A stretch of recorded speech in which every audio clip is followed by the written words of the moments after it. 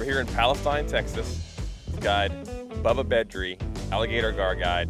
He's on Team Orion. We've met the last couple of years, and he just keeps showing me gigantic photos of monster gar with Orion coolers. So I said, you know what? I think I gotta come down there. I gotta bring a fly rod and go for it. Friend Jim Sammons is here. We said, hey, let's make a show of it. So here we are, outside of Palestine, Texas. We're trying to get one of these big boys in a kayak, and pretty good shot. I think it's gonna happen. So what I'm doing here is, because we want to get the baits way out there in the channel, and I have to power pole in here in shallower water. So tossing one bait out, paddling away from it in free spool, dropping another one out, and then putting it in free spool, and dropping another one out, putting it in free spool, and then back paddling into the shallow water, and then power poling down so I can hold position. And then you just sit here, reels out of gear, clicker on, and wait for those fish to pick it up.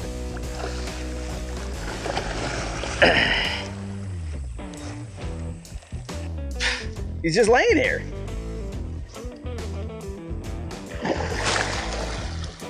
No, he's not.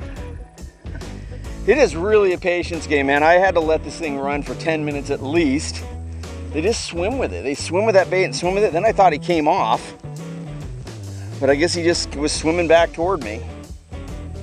One of the things that you're lucky with a fish like this is these things actually come up in gulp air, so they can actually be handled for a long time out of the water. I mean, like I said, they're kind of a prehistoric fish, but they're very, very hardy. Their skin is like tough as steel, and having somebody like him, maybe a two-man operation. Here, let me put my foot down, there we go.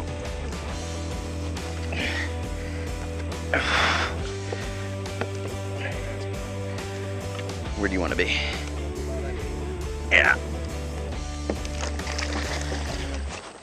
It just swims right through that lasso. Woo! Ah! So we get a lot of questions on what's my favorite fly fishing knot.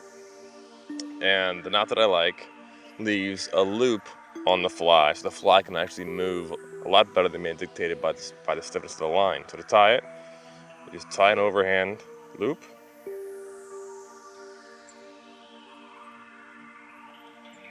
Feed your fly, in this case it's a little crawfish fly. Go back through that loop. Give it a twist, and then back through the loop again. Wet it, pull it tight. This is my go-to knot. We're going to fly this one out where we've been seeing a real big fish come up, and we're going to fly this bait out and drop it in his area. Hopefully he'll come by and pick it up. I let him just keep playing, or what do I do here, brother? You can probably go ahead and land him and not even have to reel in that other one. Let's see what happens. That one starts to go again. You might land a double out of a kayak. That'll be the first time. Anybody ever landed a double gar out of a kayak?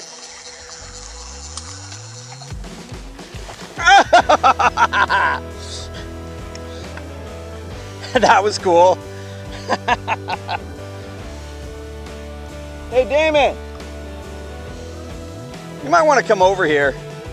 Well, we got one boat on the boat getting picked up. I got a fish on, and I got another one on the other bait. So we kind of have three rods kind of in play right now. Like I said, sometimes it's a matter of teamwork. I mean, he's close, so here. Got it.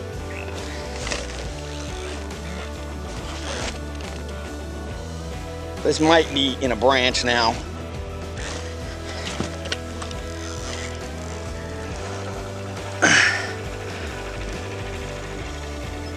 Okay.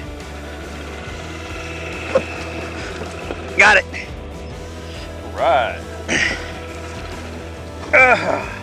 Sure, he puts them in my feet. And that's why we like to do this as a team. Big fish as a team on the kayaks is just so much easier. Woo! I mean, that's not even a giant one, but man, super fun. Kind of had a double hook up there, so definitely needed the assist on that one. go chase down the other one. The other one got wrapped in a tree limb, but yeah, we did that solo, kayak anyway. Let's get that hook cut out of him and get him back in the water. See you later. 100% kayak on that one, baby. That's fun.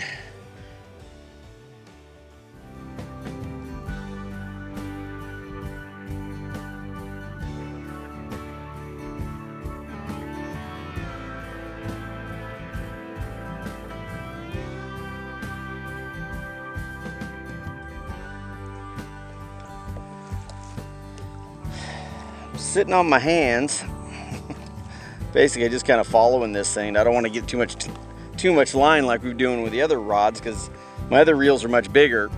I'm having to keep it a little bit closer, keeping slack line, paddling up on it when I need to, winding out some slack when I need to.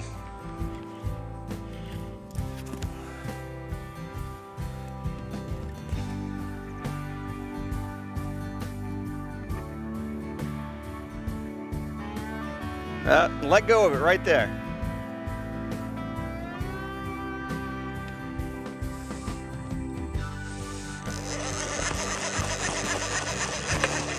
Jeez, where the hell is it?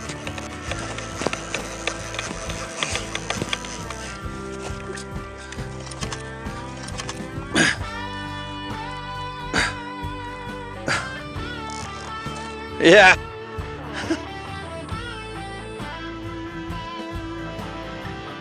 You think I should wind on it, boss? Yeah, I'm gonna get myself in a better position so I can not get dragged around this.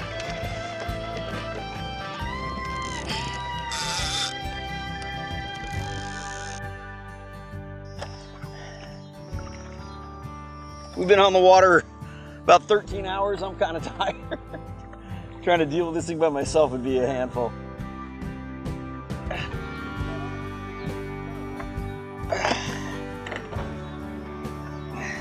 Want to put the rod through?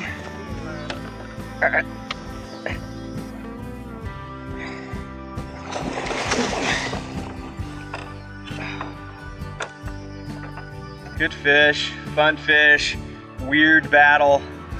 I mean, I felt him, it went underneath a limb, but I could feel it wasn't locked tight underneath the limb, but I could feel the line just going back and forth and back and forth, and I just stayed there and stayed with him and kept changing my angle.